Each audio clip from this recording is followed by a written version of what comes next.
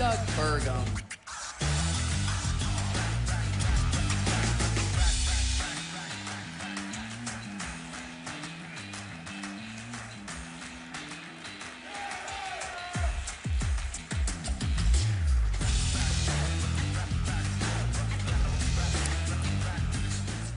Good afternoon, CPAC. So great to be with you. We are gathered here today at a historic time, and in a few hours you're going to have an opportunity to hear from a very historic president. Here's a name you probably haven't heard of, Buddy Melgus, Olympic gold medal sailor from Zenda, Wisconsin, grew up on a small, teeny little lake in Wisconsin. How did a kid from a small little lake in Wisconsin go on to become an Olympic sailor? He became an Olympic gold medal sailor because he understood you never have to recover from a great start. So I've got a few questions for you. In our entire U.S. history, which president has been off to the greatest start in history? Yes, okay, I can ask that a different way. Which president in American history has had the most impact in their first 33 days? Trump. And of course, we know the answer to this one. Which president right now, every hour, every day, is making America great again? There you go. I want to say thank you all for being here. This is such an important group. You are the difference makers. CPAC was the group that believed in President Trump when others didn't. You stayed with him. You worked so hard for all these years, and you were working because you supported President Trump, but you were working because you cared deeply about America. You wanted America to be better. You knew that America could reach its full potential. And now that is happening every single day, and it started here with you. Thank you, CPAC, for everything that you've done. Yes, President Trump has got a very clear and a very powerful vision on ways to make America great again, and at the center of that is energy dominance. He knows that energy dominance, when the U.S. is energy dominance, it's going to bring down inflation because energy is a component of every single product that we buy, every piece of food you eat, every vehicle you drive. He also knows that when we have energy to sell to our friends and allies, it's going to end our trade deficits. He knows it's going to create great American jobs. And he also knows that when we have energy to sell to our allies, it's going to end the wars abroad. And he is someone who wants to stop the killing. He wants to end wars. And President Trump, I believe, for that work, is going to win the Nobel Peace Prize. And this is a group that can help that happen for him. Yes, President Trump knows better than anyone that energy dominance is the foundation for American prosperity, for affordability and world peace. The Biden administration, wow, what a mess that we've inherited. The Biden administration, at the core of everything they're doing, we're beholden to a group of climate extremists. And when those climate extremists got the Biden administration to declare war on U.S. energy, and when they declared war on U.S. energy, it didn't reduce demand. It just shifted the supply to our adversaries across the world, to places like Iran. Iran, who sold hundreds of billions of dollars of energy through ghost ships and front companies to fund 24 terror groups against us. But President Trump wants that to stop. And he's got full maximum pressure against Iran. And he'll do what he did in his first term, which is financially he'll bring that country, or the Ayatollahs, not the country, but the Ayatollahs to their knees. But back home, the climate extremists that wanted it to shut down U.S. energy, what did they do to Americans? They raised the price of everything.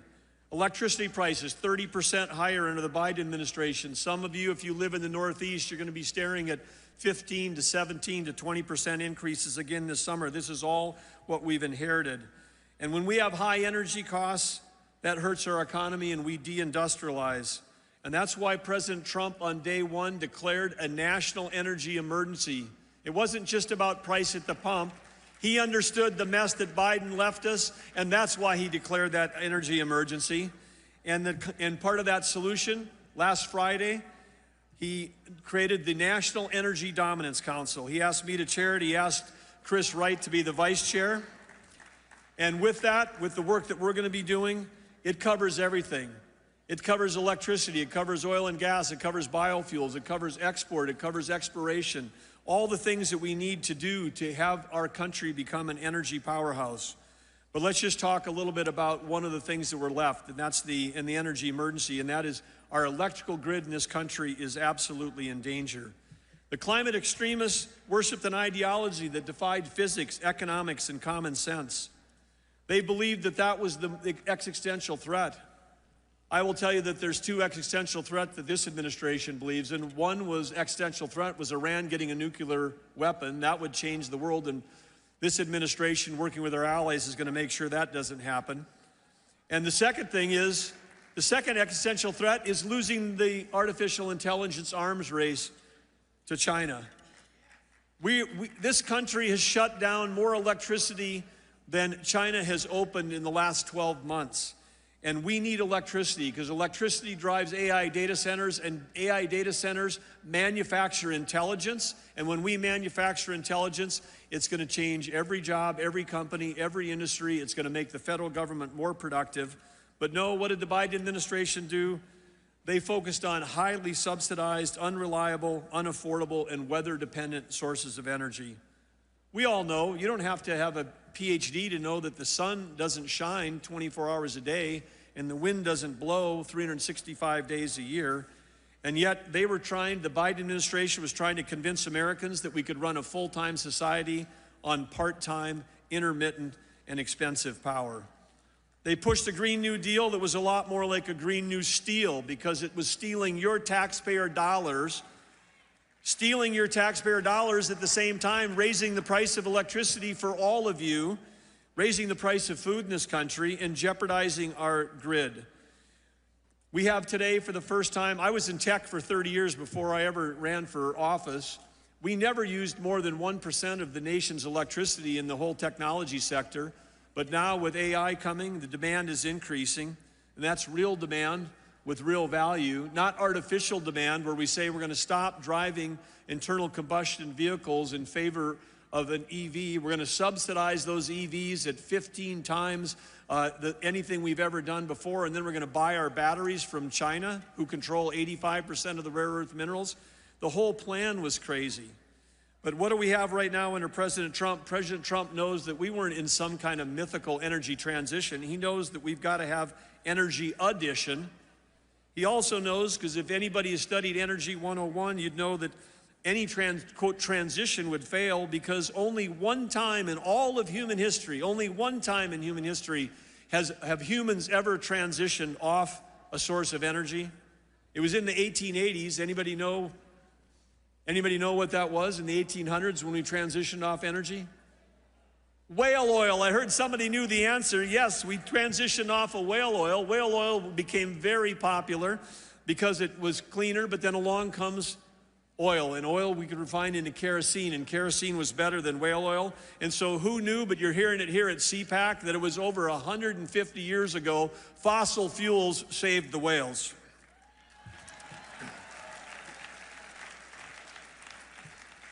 And I think we've got some t-shirt merch experts here in this room, and I just think that could make a great slogan on a t-shirt, by the way. But President Trump's got a plan for energy dominance that's going to help drive us forward. All of you know that we've got $36.5 trillion of debt because we hear it over and over again. But has anybody ever come on this stage and told you how much America's assets are? No, because nobody knows what they are. And the Biden administration is playing hide the ball. But in the Trump administration, we're going to build that balance sheet. And we have trillions and trillions of dollars worth of natural resources. And we're going to make sure that we understand that our assets far exceed the debt that we have.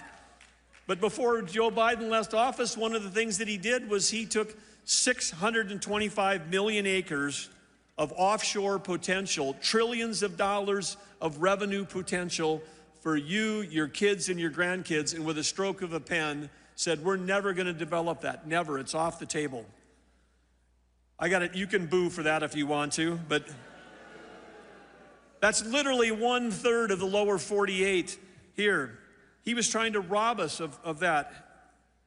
But he's robbing us of those revenues and also of the American dream. But President Trump got into office, and with an executive order, he reversed that ban.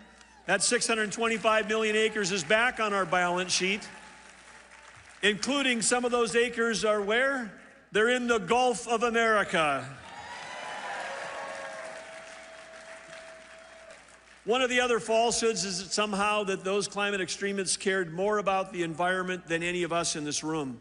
And I know how deeply this group cares, and I know the people in my home state, the farmers and ranchers, fourth and fifth generation, they live on the land, they care about the soil health, they care about the water, they care about the air, and that's why in North Dakota, we had some of the cleanest air and water in the country, and we were an energy powerhouse.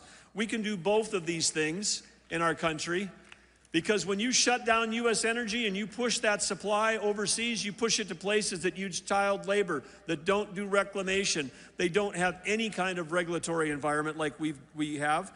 And so it's cleaner. If you care about the environment, you want every drop of energy, every electron to be produced in the United States. That's the way to save the planet. And the Biden administration, they sanctioned Alaska 68 times with executive orders. 68 times Joe Biden issued orders that tried to shut down energy development in Alaska. They sanctioned Alaska more than they did Iran, if you can believe it. But those days are over. One of the other executive orders that President Trump signed is one not just unleashing American energy, but unleashing Alaska's potential. And when we do that, we have an opportunity to sell energy to Japan, South Korea, the Philippines, our allies in the Pacific, who we need more than ever because of the growing threat of China. So let me ask you, as we close out here today, when we talk about being energy dominant, we know that one thing that President likes to say, and I'm sure you'll hear it to say, which he wants us to drill, baby, drill, and we're gonna do that. But the U.S. Geologic Survey, which is part of Interior, we've got a job to actually go out and map those resources to find out how many trillions or hundreds of trillions of dollars of assets belong to all of you, the public. So we're gonna map, baby, map, and then we're also gonna mine, baby, mine. We're gonna mine, baby, mine, because we've got to get critical minerals developed back in our country. We can't be dependent. We're buying uranium from Russia for our nuclear plants. We have to be able to have those supply chains be right here. So we're gonna do all of that. And when we do all of that, we're gonna be able to build, baby, build. President Trump is the greatest economic developer that's ever existed. Nobody sells America better than he does. Chris Wright, my partner in this from the Department of Energy, he and I were asked by President Trump to join him when he was meeting with the Prime Minister of India and the Prime Minister of Japan. In those meetings, President Trump said to those leaders, you've got a deficit, a trade deficit with our country.